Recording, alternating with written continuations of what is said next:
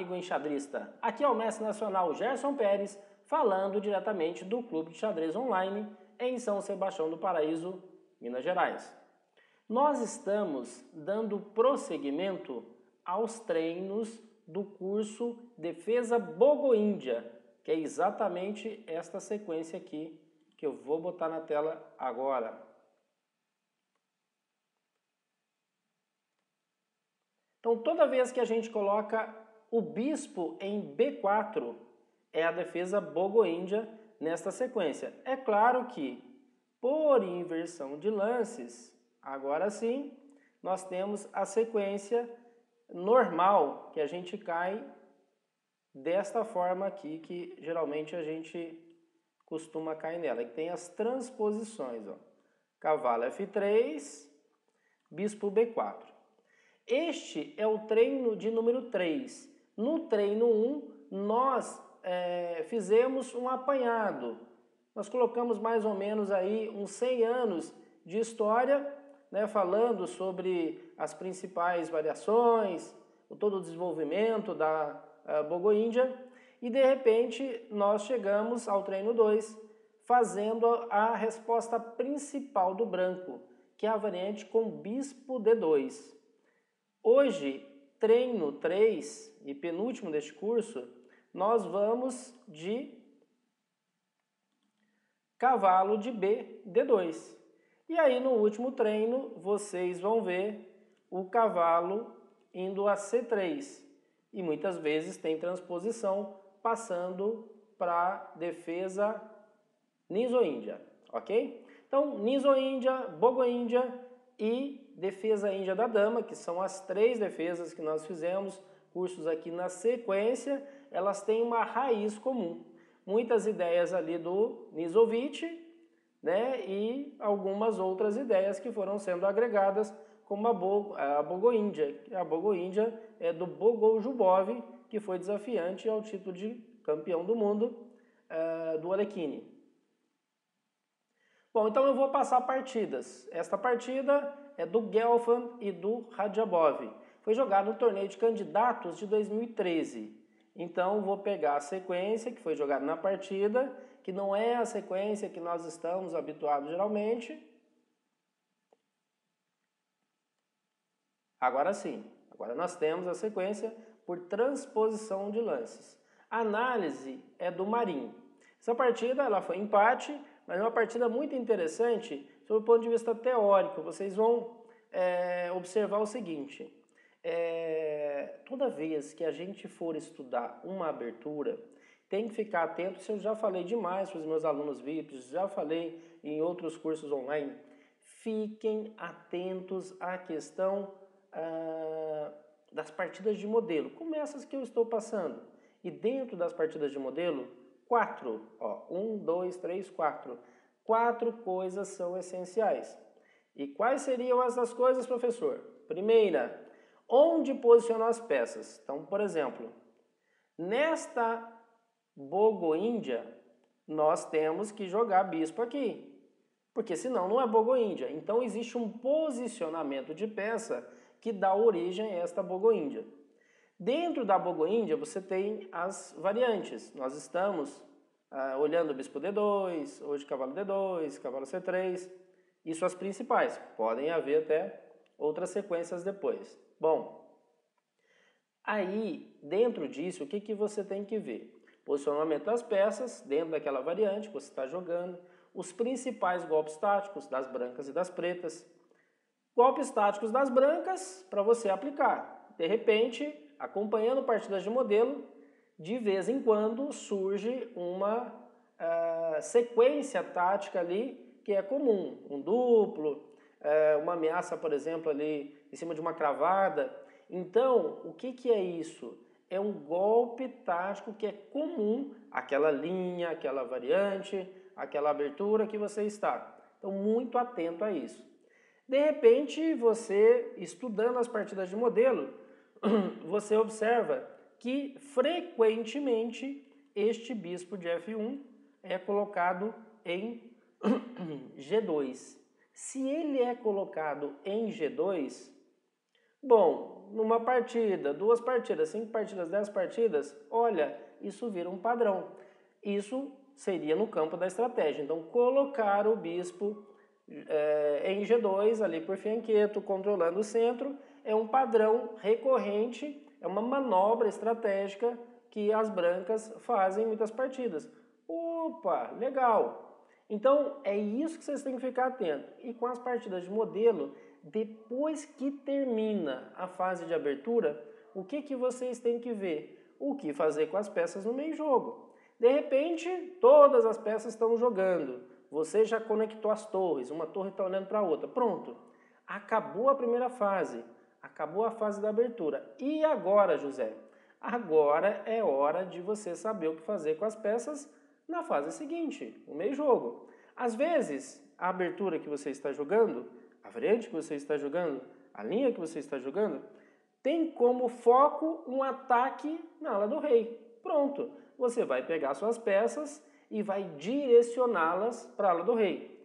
Aí é claro que existe a questão da habilidade de cada um, existe uma questão até de personalidade, uns preparam mais esse ataque, outros já vão mais rapidamente para cima do adversário, mas digamos que o plano mestre, o plano chave daquela posição que você está jogando é ataque na ala do rei. Então você vai com essas peças para lá. De repente não é isso. De repente o adversário tem uma coluna que você tem que brigar por ela. A coluna é 100% do adversário. Uma torre está ali e a torre está controlando aquela coluna. Se você não coloca uma torre também para brigar nessa coluna, para ficar 50%, ou seja, 50% do seu adversário, 50% do seu, metade de cada um, pelo fato de as duas torres estarem naquela coluna, ele pode, às vezes, até ganhar a partida por causa daquela coluna. Então, é isso que você tem que observar no meio-jogo. Ou seja, o que você vai fazer com as peças? Onde é que tem briga? Onde que tem luta? Onde que defende? Onde que ataca? E como se faz isso? Vendo partidas de modelo, a exemplo destas que eu estou passando aqui para vocês. Então, nesta partida de 2013, Boris Gelfand, que foi desafiante ao título mundial, no passado, só Mequinho havia ganho 2 interzonais, que era aquele acesso ao match de candidatos para você ser o desafiante ao título de campeão do mundo. Bom, o Gelfand conseguiu bater esse recorde, ou seja, o Gelfand também, assim como o Mequinho, conseguiu ganhar 2 interzonais seguidos. O Gelfand chegou a ser desafiante ao título mundial. Então foi um cara extremamente grande, é ainda, é da elite, mas digamos que o auge dele foi ter sido, alguns anos atrás, desafiante ao título mundial. Então vamos ver como que o Gelfand joga contra o Radjabov. O Radjabov eu tenho uma preferência por esse jogador, porque eu jogo Índia do Rei. Eu jogo Índia do Rei desde bebezinho, quando eu comecei no xadrez. Eu comecei xadrez em 89 e desde 90 eu jogo Índia do Rei. E o Radjabov é a principal referência da Índia do Rei. Então eu tenho, assim, uma afinidade com esse jogador pelo estilo. Hoje não está aí representando a nossa amada Índia do Rei, está jogando uma Bogo-Índia de pretas, mas se vocês procurarem na base, vocês vão encontrar muita, mas muita coisa desse jogador na Índia do Rei. Vamos lá! Cavalo D2, então, é a variante que nós estamos estudando neste treino 3. Pronto. Por transposição, por inversão de jogadas, a partida chega numa ordem normal de lances, que a gente faz aí. D4, cavalo F6, C4, E6. Aí, cavalo F3, bispo B4, cheque, cavalo de D2. Então, a ordem, vocês viram que foi diferente, mas a posição é o que importa. E a posição aí está normal. Será que Roque era único? Não. Não. Dá para jogar, por exemplo, D5, dama 4, cheque, cavalo C6. Pode jogar. Agora, gente, o Roque é muito usual. Niso-Índia, Bogo-Índia, Índia da dama. Rapidamente vocês vão observar as pretas fazendo Roque. Fique atento a isso. Isso é um padrão. Dentro daquelas 4 coisas que eu falei de onde ficam as peças, Observa se demora a fazer roque ou se não demora. Observa se faz roque grande ou roque pequeno. Esses padrões que a gente tem que ficar atento. Isso é o que se repete. Não adianta ficar decorando o lance. Aí nós não tomamos, ó. Quando a defesa do bispo aqui em D2, dava para jogar bispo toma, dama E7, A5 e C5. Por que bispo toma D2 era bastante usual? Ora, bispo e bispo, mesma peça. Então não há nada de errado com essa troca, porque você simplesmente troca um bispo por um bispo. O bispo toma cavalo é mais difícil de acontecer muito cedo na partida, porque não gera nenhuma debilidade na posição. Por exemplo, quando o cavalo está em C3 e o bispo toma, você deixa dobrado aqui e deixa esse isolado. Ok? É a compensação que a gente falou pelo fato de ter dado o par de bispos. Mas e agora? Agora não tem compensação. Por quê? Porque simplesmente colocou o cavalo aí. Ah, mas eu vou poder dominar a casa E4. Nós já vimos isso. Tudo bem. Mas eu não tenho par de bispos. Aí já vai ter que lutar por outras coisas. Ok?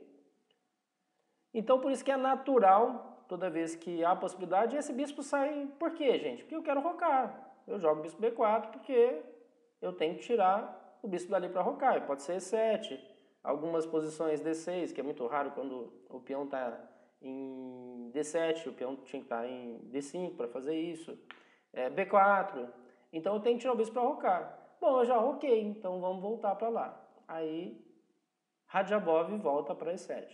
E4, e aí nós vimos que isso é uma grande preocupação. Eu, como sou um jogador que costuma fazer mais fianqueto, eu enfrento muito essa estrutura. C4, D4, E4. Para mim é natural enfrentar essas estruturas. Em função de que, desde G7, o bispo já fica atacando o centro. Desde G7, eu tenho facilidades com E5, com C5. Agora, se o bispo não está em G7, vai ter mais dificuldade de quebrar a posição. Por isso que isso aqui, ó, vocês vão ver que é difícil quebrar. C4, D4 e E4. Então a gente luta muito para não deixar o adversário construir isso. Por isso o bispo B4, né? Bom, aí fez D6. E aqui nós temos duas grandes possibilidades. Dá para jogar bispo B2, como foi na partida. O Gelfand jogou assim. E dá para jogar bispo D3. Era outra possibilidade. Mas deixa eu contar uma coisa para vocês. Bispo D3 é muito, mas muito comum nessas posições que vocês estão vendo aqui. Porque não existe o fianqueto. Você não fica batendo em uma rocha aqui depois. Quando isso acontece, geralmente a gente deixa o bispo em E2. Toda vez que tem fianqueto, é muito, mas muito comum você ver esse bispo de F1 indo para onde? Para E2, já que D3 ele fica ali atacando a diagonal, onde é uma diagonal que não tem muita ação ali, né, pelo fato de ter essa proteção já natural dos peões. Um outro detalhe é que muitas das vezes fazendo E5, fácil, né, porque eu não joguei D5, vai jogar D6 e E5, tem posições então que o bispo em D3 eu posso levar um E4. Longe de ser essa posição que nós estamos estudando, mas só para vocês entenderem, tem momentos que joga bispo E2, tem momentos que joga bispo D3. O bispo D3 é mais comum na posição que vocês estão vendo. O bispo E2 é mais comum quando tem fianqueto. Aqui foi jogado bispo E2, tá? Mas dá para jogar bispo D3, tem uma análise enorme. E essa análise enorme eu não vou passar para vocês, que a gente está buscando o conceito, né? Nós pegamos um pouquinho de abertura ali, né? Um pouquinho de partidas para focar a abertura e sua relação com o meio-jogo. E também acabamos, né, vendo a partida toda para fechar ali o jogo, né, para acompanhar as três fases, abertura, meio-jogo e final quando tem. Mas sempre vai uma base. Todos os cursos, né, que nós fazemos aqui, eu mando uma base, a não ser quando eu faço o curso direto lá da Convecta.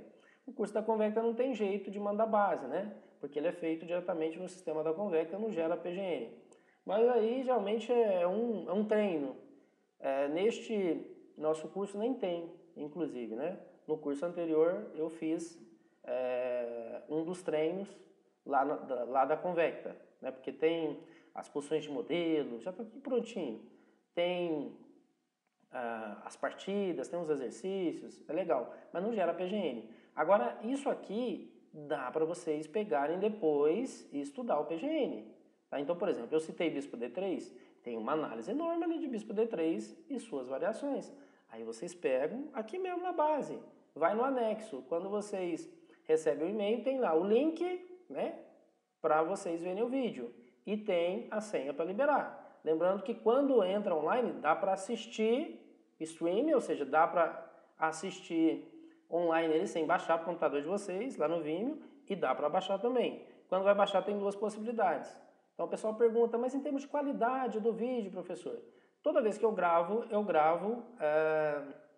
em HD e sai em MP4. Lá no Vimeo também é MP4, né? Que forma um arquivo grandão, por isso que demora um pouco a edição. E desse arquivo grandão, nós passamos ele por um programa chamado Camtasia, e aí ele fica menor e nós jogamos ele lá. Bom, aí esse MP4 você pode baixar por HD ou SD. SD é mais simples, a qualidade é pior, mas ele tem um peso menor, né? O arquivo é menor.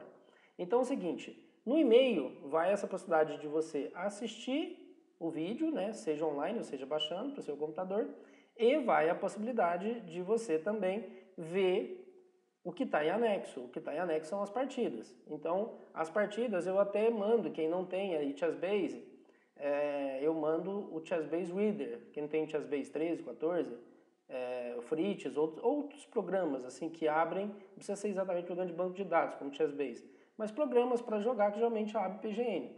Então, eu mando o ChessBase Reader. Então, tem um linkzinho do fabricante de ChessBase, você clica ali e de repente já abre o programa e você pode abrir. Então, sempre quando eu mando essas bases, boa parte das partidas tem análise, porque isso é tirado de banco de dados. Banco de dados lá do Chess Games, banco de dados lá do Mega Database da ChessBase, então tem algumas análises, né?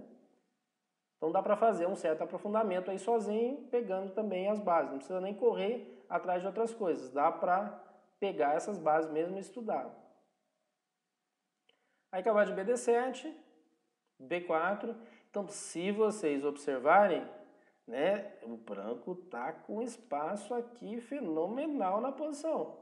Como se não bastasse o domínio do centro que o branco tem, o branco também está dominando a ala da dama. Olha, A3, B4, C4 está expandindo a ala da dama. Eu já falei muito isso aqui. Os peões a gente trabalha com eles com duas coisas. Trabalhamos com expansão para ganhar território e trabalhamos também com ruptura. Você coloca em choque um peão com o outro para poder fazer a tomada e essa tomada vai abrir linhas para as torres, para a dama, vai abrir linha para os bispos, né? Ali as diagonais. Então esse choque entre as peças abrem-se as linhas. Então o que o branco está fazendo até agora? Está ganhando mais território. Aí tem os dois lados. Tem o lado que você expande, mas gera espaço. Tem o outro lado que você expande, mas gera debilidade, já que os peões estão avançados, né? Aí é 5, então aqui começa a quebra. Ó. Então tem que quebrar esse centro. C5, D5, E5. Há posições com A6, C6, B5. Índia do Rei, por exemplo, nas partidas de fianqueto, isso é extremamente comum, essas quebras, né? Já que foi construído um centro que é parecido ao centro que se constrói quando a gente tem o fianqueto, o tratamento também pode ser semelhante. Aí bispo B2, assim, tá vendo? É tudo padrão de cutucar o adversário aqui, ó. Dá uma espetada nele para gerar o quê? Gerar debilidade. Você tá com os peões ali, o cara vai, né, quebra a estrutura para gerar ali as debilidades. Ó, tomou. Então aquele centrão que tinha o branco já não tem, né? Tem C4 e E4. O peão de D já foi embora. Para as pretas, então, surgiu uma possibilidade de agir pela coluna E, atacando o E4. Já o branco, surgiu uma possibilidade de agir pela coluna D, né? Especialmente no quadro D5, por causa da coluna semiaberta. Então, dama C2, isso conecta as torres. É sempre importante ter uma torrinha olhando para a outra. Ó. Então, você tem que tirar a dama. Por isso que é natural você tirar os peões, porque saem os bispos. Então, D4, E4. Você tirar os cavalos, porque aí depois tira a dama e conecta as torres. Então, na fase de abertura, tem uma certa cadência, tem uma certa sequência de lances para a gente colocar as peças em jogo. Aí volta o bispo, isso aqui também é comum pra caramba. Vocês devem estar lembrando, eu fiz um curso aqui da espanhola. A espanhola tinha ideias assim, onde você passava a torre para cá, colocava o bispo aqui, jogava G6, até porque o branco passava um cavalinho aqui, ó, ou por E3 e mirava F5. Então, jogando aqui, você consegue botar o peão lá em G6 e ao mesmo tempo consegue ativar o bispo por aqui. Então, quando vocês virem torre E8, bispo F8, é porque as pretas pretendem jogar G6 e bispo G7. Aí cavalo B3, então dá uma forçadinha ali no peão de A5, aí o peão toma aqui. Então a gente vê agora que as pretas vão trabalhar mais para fazer uma pressão no centro, pelas trocas agora, né, pela postura aí, e o branco, né, que perdeu um pouco de controle de centro, porque o peão de D já não está mais aqui, tem possibilidade de mexer na ala da dama, especialmente atuando aí com a torre na coluna A aberta. Coluna A aberta que não tem nenhum peão de nenhum lado. Coluna semi-aberta que tem um peão de um lado. Isso aqui é muito bom para o branco e não é bom para as pretas. Outra semi-aberta aqui, ó. É muito bom para as pretas e não é bom para o branco. E colunas como as outras aqui, né? F, G e H, que não é boa para nenhum lado, porque a coluna F, G e H elas estão com peões para cada lado e isso a torre não vai conseguir agir. Então C6, bispo F1, aí D5. Então C6 a ideia é explodir, estourar a posição ali do centro. Por isso que eu falei para vocês, ó, este centro que o branco havia formado ali, né, o centro e conjugado ali com a ala da dama, você teria que espetar esse centro. Então ele espetou com A5, com E5, com C6, D5 agora, tem que quebrar esse centro, porque senão o branco com uma vantagem territorial, uma vantagem de espaço muito grande, pode ir para cima com suas peças, né, e isso fica perigoso para o adversário. Então, tomou em D5, tomou em B4, tomou em C6 e agora cavalo D4. De olho, provavelmente, em passagens por F5 e tocando ali o peão de C6. Dama C7, aí protege com outro cavalo, volta o bispo, né? Tomou o peão, tem que voltar. Os jogadores fortes, eu já falei isso aqui em cursos de tática, ó, não deixam peças indefesas. Não deixam peças largadas no tabuleiro. Eles trabalham muito com a ideia de unidade, de proteção.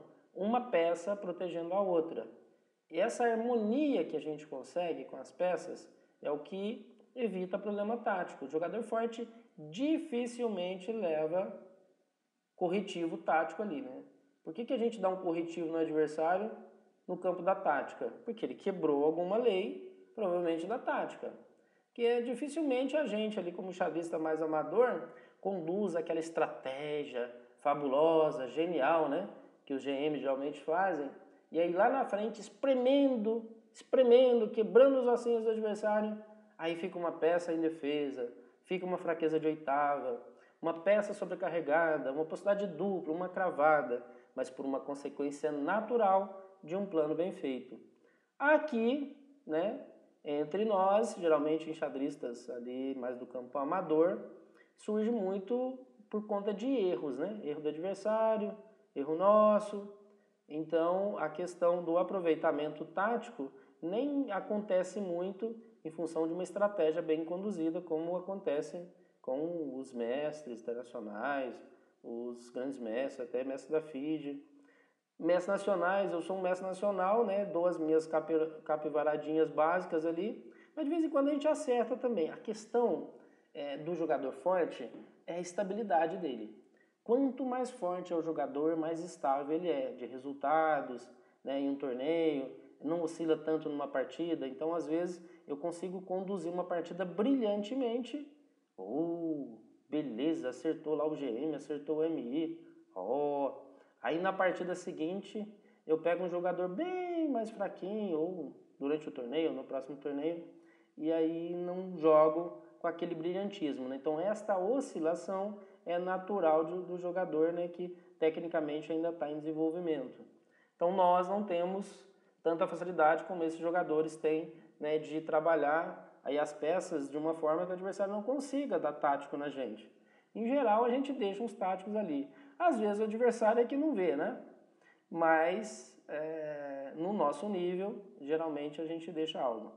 Aqui, o que eu falei para vocês, toda vez da volta, tem a possibilidade do fianqueto, como aqui as pretas poderiam fazer também, né?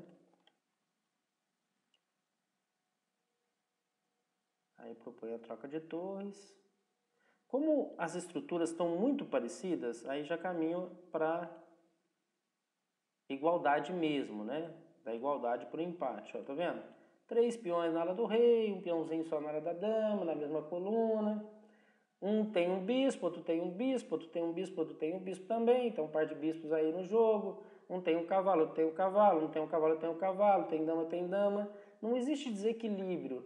Depois de 24 lances, passou a fase de abertura, 10, 12, 15 lances, nós já estamos no meio jogo, e não tem aí nada assim em termos de característica da posição que dê muita vantagem para um lado ou para o outro. Então, a tendência, nós estamos no lance 34, a partida empata no lance 36, mas vocês vão ver que, até agora a estrutura de peões fica totalmente parelha, fica tudo igualzinho. Cavalo B5.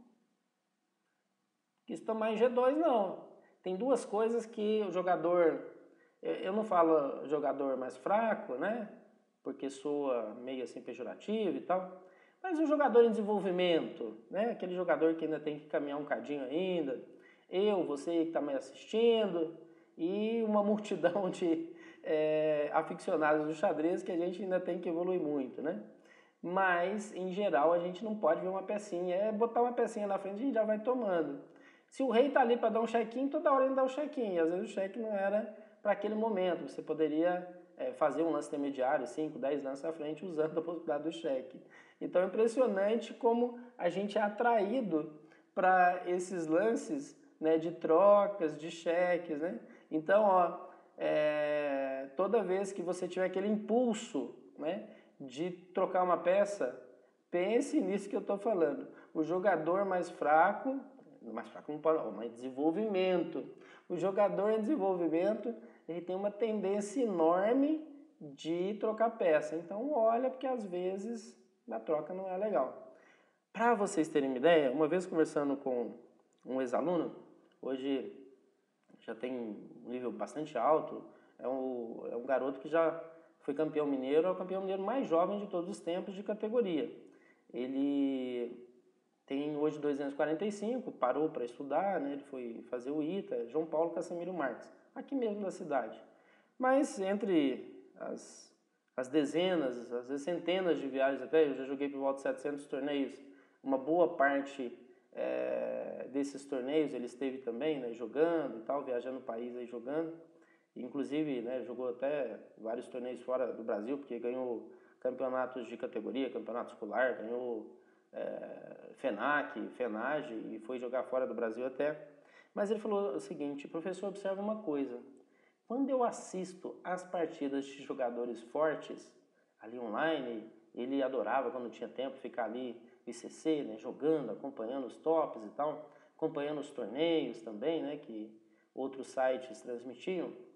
Aí ele falou o seguinte: observa para você ver, jogador forte, ele não gosta de trocar peça. Ele deixa a peça no jogo exatamente pela quantidade de peças, ele ter mais poder, ele tem mais possibilidade de criação. E eu passei a observar isso. E de fato é uma verdade mesmo.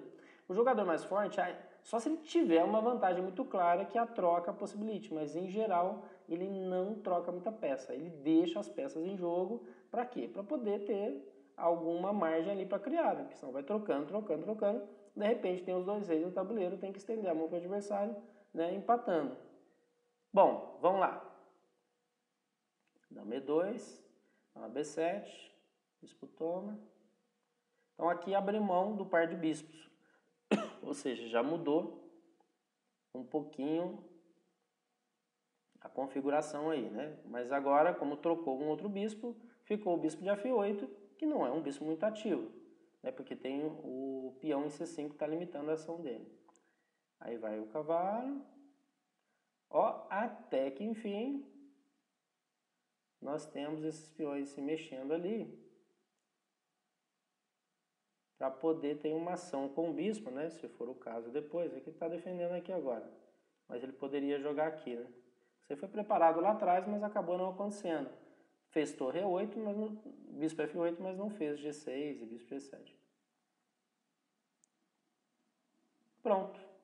E aí, com peões só de um lado, eu já expliquei isso aqui, até vem de um livro, o livro do Capablanca. Tem 2 livros excepcionais. Livros, um bem básico, outro mais para o nível intermediário, que são os seguintes livros: Fundamentos do Xadrez, é mais para o intermediário, e Lições Elementares do Xadrez, que aí é mais basicão. Mas então ele coloca peões de um lado, peões de outro. Ele coloca um bispo e coloca um cavalo, sem peões ali no centro. Nada de peões no centro.